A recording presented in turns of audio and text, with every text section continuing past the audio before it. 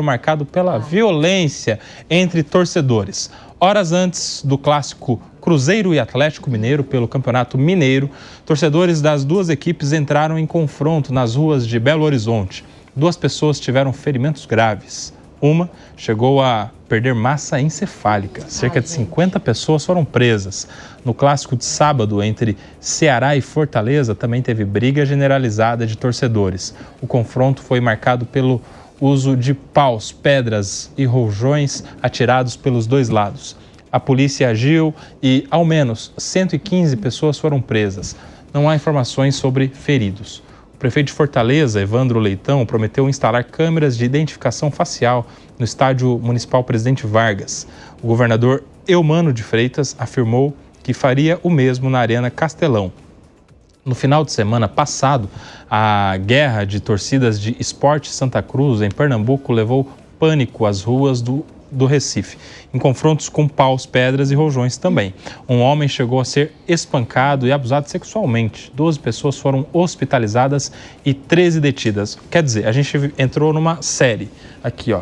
Rodada após rodada, em algum lugar do Brasil, um confronto violento, alguns com mortes, outros com pessoas gravemente feridas, em outros até com violação sexual. Isso aconteceu lá entre os torcedores do esporte, agora depois Ceará e Fortaleza, agora em Minas Gerais também, Atlético e Cruzeiro. Isso porque no dia do clássico aqui em São Paulo e Corinthians, a gente também teve um confronto, claro que com menos proporções. Próximo ao metrô da Barra Funda, né? Próximo à Barra Funda, exato.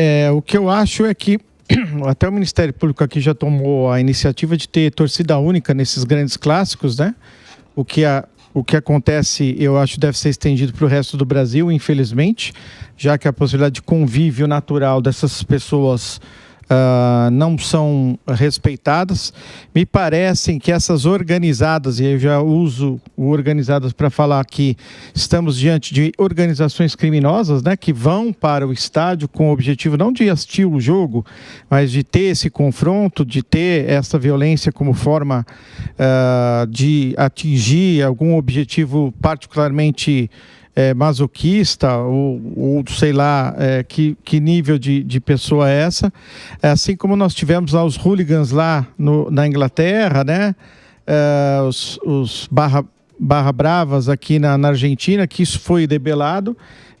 Eu acho que o Ministério Público local deveria identificar, qualificar, processar esses indivíduos e, como pena, também impedi-los, né, de que acessem estádios de futebol e combater como se fosse um crime organizado realmente, porque está passando do limite já, muita gente tem morrido e acho que as autoridades têm que ter uma firmeza maior no combate a isso. O que vocês acham de punir o time?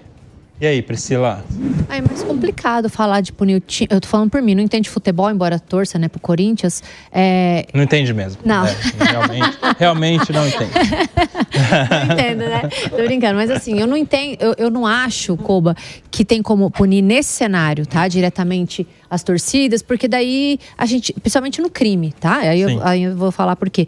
Porque eu teria que ter alguém mandando, e eu não visualizo os times, né, determinando que se faça essa briga, até porque violência não é bom para ninguém, penso nesse cenário. Eles já são punidos aqui, como disse o Januzzi, no estado de São Paulo, com torcida única, que eu acho que é uma forma de punir, porque imagina, você não pode torcer pelo seu time, né?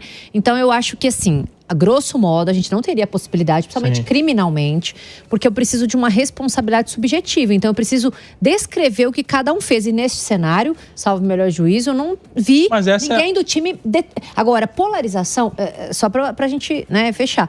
O problema é da raiva, do ódio, dessa coisa. E a gente vê isso na política, vê no futebol, na questão sexual, né? As pessoas estão odiosas. Eu não admito perder. A gente não pode mais, Koba, fazer nem brincadeira. Que nem, olha só, eu fui bulinada aqui, porque eu torço pro Corinthians, entendeu? A gente tá brincando. Claro. Mas tem gente que leva isso muito a sério, que é você ter a divergência. A diversidade é importante pra nós, e aí viram criminosos. Isso aí é criminoso, e não podemos falar que é um mero torcedor, são pessoas criminosas, que se valem de pedaços de pau pra matar, estuprar, é crime, tem que ser punido, e estão colocando o time à frente disso pra poder amenizar, não tem que amenizar. Mas assim, do ponto de vista criminal, claro, cada um vai responder pelo que faz, pelo que incentiva, auxilia, enfim, lá o Ministério Público tem que cuidar disso individualmente.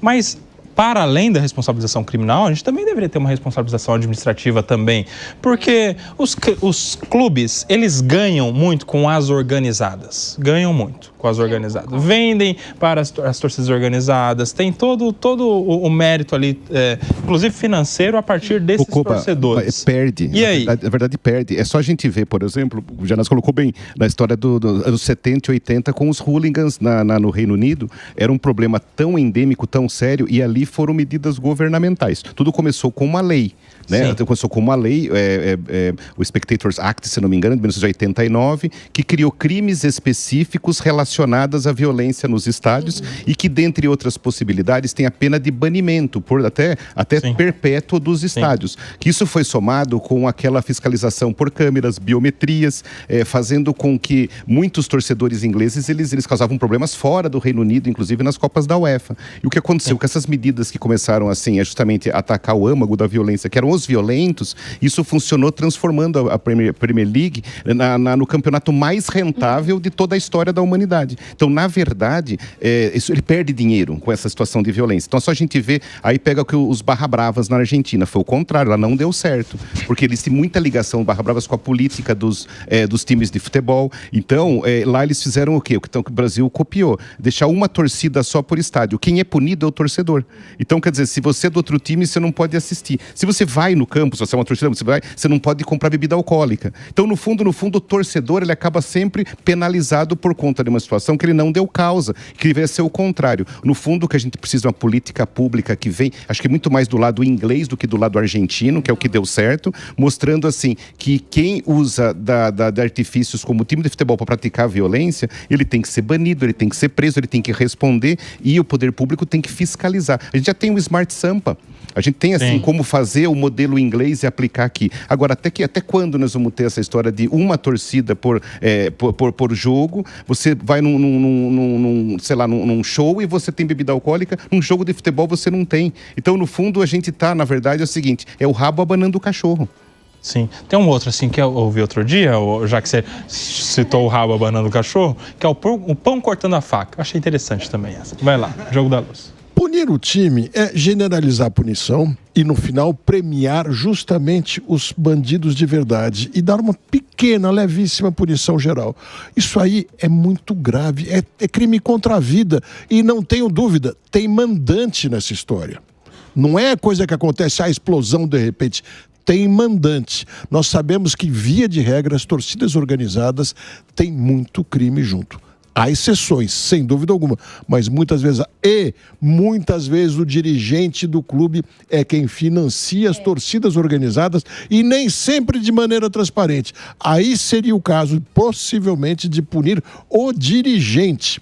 Tem que acabar com essa máfia horrorosa, porque até a questão de torcida única já é uma forma de punir as pessoas e não resolver de verdade a coisa. Precisa fazer mais ou menos como fizeram os ingleses, e nós temos, como você bem disse, o Smart Sampa, que pode servir de exemplo. Não dá mais nos dias de hoje para a gente dizer, não consegui identificar e não consegui investigar o suficiente para chegar nos lá de cima, nos caciques mandantes, que muitas vezes ganham muito dinheiro com essas barbaridades. Sim. Fecha, Maria.